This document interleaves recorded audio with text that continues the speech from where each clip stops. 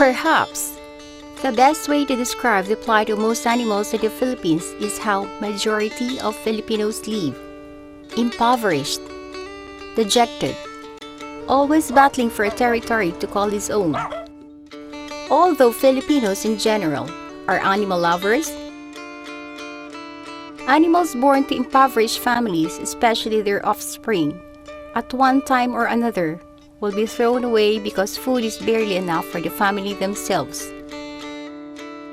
Despite the cries and appeals of the little child, the kittens have to go. Dogs, on the other hand, are seen as possible prize goods, sold for their meat.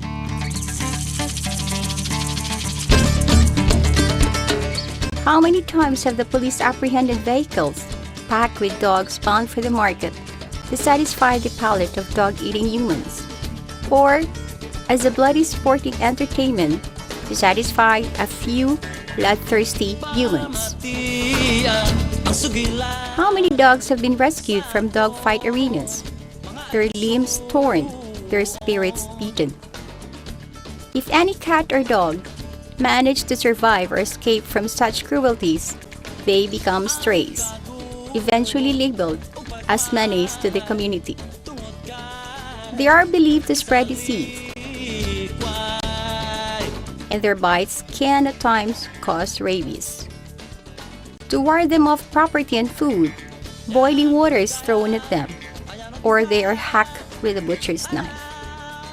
If caught, they are sentenced to be meted with indescribable suffering and torture.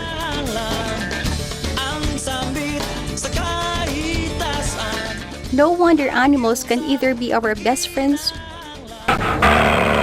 or our worst enemy. Believing that there must be a way for us humans to live with our animal friends without competing for food and space, a handful of individuals decided to form a group they called Cara. Cara stands for Compassion and Responsibility for Animals. This was founded by a group of animal lovers who saw the need to help street cats and street dogs. This is a third world country, and we have a lot of strays in our streets. In 2000, Cara was registered in the Securities and Exchange Commission. Its focus would be the control of street dog and cat population. I'd like to make a very obvious statement, and that is that there is an overpopulation of homeless cats in the entire Philippines. A cat can reproduce as young as 5 to 6 months. So you can just imagine a homeless cat, a female homeless cat, for instance, can be pregnant practically the whole year round. And how many litters of kittens will that produce? And in fact, it is this overpopulation that oftentimes leads to cruelty, abandonment, and neglect of the animals. Although animal cruelty, abandonment, and neglect are punishable under Republic Act 8485, this law has yet to be fully implemented by the proper authorities. To achieve its goals, Cara is doing the most practical thing, popularizing what many Filipinos are so familiar with: kapon, or neutering, or spaying. We have a scientific, proven, and humane method, which is called the Spay and Neuter program, to try to control the population of these animals. This is also a misconception. I think Filipinos in general think that the term kapon refers only to males, but in fact we do remove the reproductive capability from cats, both male or female. Spay in reference to the female cats, and neuter in reference to the male cats. Whether they are homeless cats in a gated village, or whether they are the stray cats by Rojas Boulevard or by any carinderia. 7 females. The Kapon campaign is done in several ways: through a program called PNR, and Cara's Capon or Spay Day. I have a program called TNR, which means Trap, Neuter, and Return, where the animals are trapped or caught. TNRs are usually conducted with the help of concerned citizens such as Marie, a dentist. She has been feeding these cats along Ross Boulevard until she learned of Cara's TNR. She called the Cara office. With the help of the man in charge of security of this area, the cats are trapped. Marami po bang pusa dito na tinatapon? Oo, marami. Kaya lang minsan pag nandito na sila tapos hindi maiwasan, lumalabas sila. Yan, katulad na may mga sasakyan nakaparking doon sa ilalim, minsan nasa gataan din po. If picking them up would prove difficult and dangerous, they resort to netting.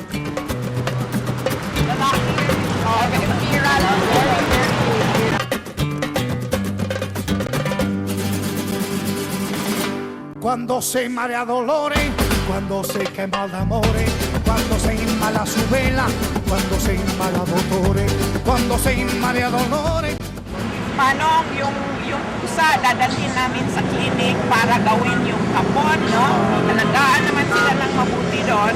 Pagkatapos siguro ng mga 2 araw, kasi gusto natin makapagpahinga sila sa clinic, no? Ibalik din namin sila dito, ha? So huwag kayong mag-alala. Just from this one spot, along Ross Boulevard, 8 cats were caught. This is actually the second stop of the Cara vehicle. Several cats have already been captured in another area. The vehicle is now full. These cats will then be brought to the clinic. Cuando se marea dolores, cuando se quema de amores, cuando se inmala su vela. TNR animals receive medical care that does not compromise the quality of service given them, even though they are strays. When these animals are released back, not only will they not multiply, but will be healthier as well. Fully aware that Capon can be expensive, Cara purposely set up a low-cost clinic. Cara is not a shelter. We are a clinic for low-cost spay and neuter. To maintain the low cost of Capon, Cara gets the support of volunteer veterinary doctors that work side by side with Cara's in-house vets. On Thursdays, the regular weekly Capon day, the clinic is oftentimes full with clients, cats and dogs. We also want to be of help to the lower income families who love their cats but unfortunately cannot afford the money it takes to be able to spay and neuter the cat. Marami pa akong pinakapag dito. Mayroon 5 pusang malalaki. Yung may bilog-bilog pa sa paligid ng dede, doon ba yung mark na kung saan ba siya pinagpitekan? Hindi po siya napasok. And we do offer consultations, vaccinations, some other minor services.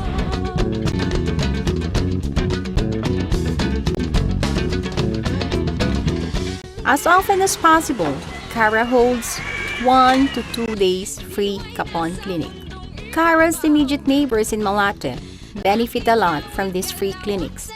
Cara also focuses on responsible pet ownership. So what we do at Cara is we have different educational programs.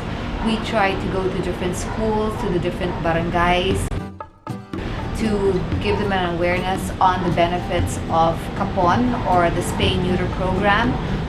When you educate them to a better and more humane way of dealing with the issue, I think it improves the situation. It creates more compassion in them.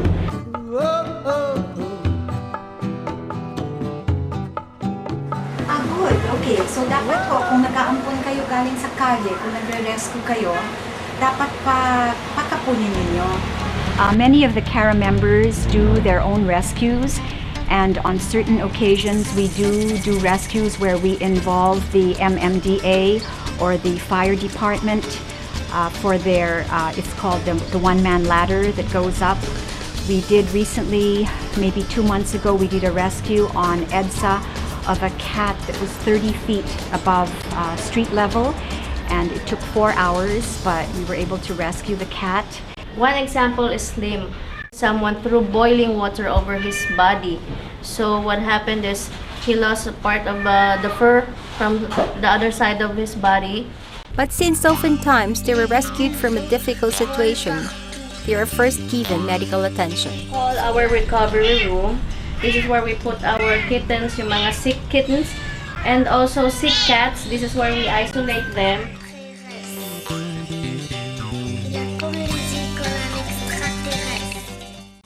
But Cara cannot realistically shelter all the cats and dogs they rescue. Besides not having the resources, it is for the welfare of the animals to be placed in a home environment rather than be kept in a shelter.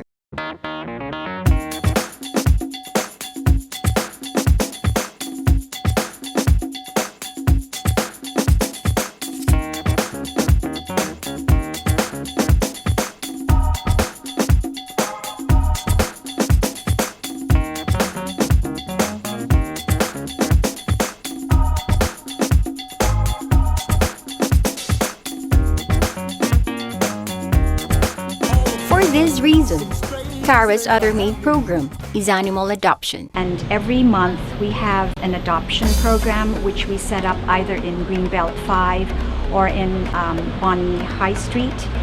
And there we have all these street animals, rescued animals, up for adoption.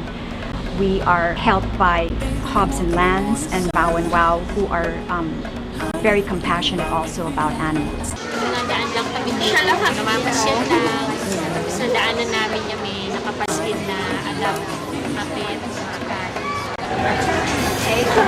An animal adoption event is also a good venue for educating the public. As opposed to adopting, when you adopt an animal, the animal has been loved by the rescuer, who is a true animal lover, so you know that the animal's been cared for and been rehabituated into an environment where they know now that humans are not going to hurt them. The animals are also spayed or neutered, so that's a lovely thing that now the owner doesn't have to worry about that.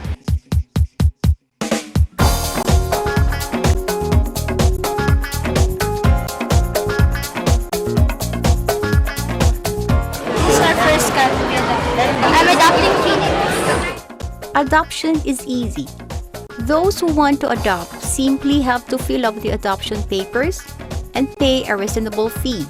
Cara also takes the effort of discussing how the new resident can adopt to a new home environment. The new proud owners can then whisk off their new pet companions. Homeless ones, now homeless no more. Cara is also called upon to participate in medical missions for other animal species like horses. This was brought about after an alarming news of a workhorse in Binondo that collapsed on the pavement and left to die. With the enormous work that needs to be done, Cara is always in constant need of volunteers or members who can share their skills and time for free. I moved to the Philippines in 2007 and I saw an immediate need to help the street animals here. I joined Cara because I wanted to help. My volunteer work with Cara is very rewarding. I use my skills as a graphic designer to help out any way I can. But just like any other service organization, Cara is in constant need of financial support. Cara is a non-profit, non-government organization. We do not get any funding from the government, so all of our funding comes from either companies or private donors. The more funds that we have, the more trap, neuter, and return programs we can implement. With funding, Cara can reach out to more animals in need. With more funds, more animals can be rescued, treated, cared for,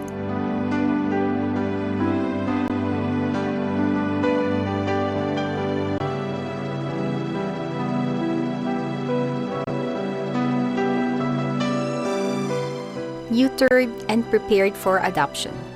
With more funds and more members, Cara can reach out more to the public and promote responsible pet ownership. Perhaps, the best reward anyone can get in getting involved in animal welfare is how these lowly animals can touch our lives and change the way we see them. There are those who go out of their way to feed strays simply because they need to be fed. Others have stood up in defense of animals. Sinipa ng gwardiya. Sabi ko, ba't sinipa mo? Hindi ka ba naaawa dyan? May buhay yan. Sabi niya sa akin, o di ampunin mo, kung naaawa ka, ampun. By rescuing, adopting, neutering, and spaying, we are actually making our streets, our communities, our environment become cleaner and healthier. We learn to respect animals and give them the proper place in our communities, our homes, in our lives. I feel that I'm going to take care of this cat forever.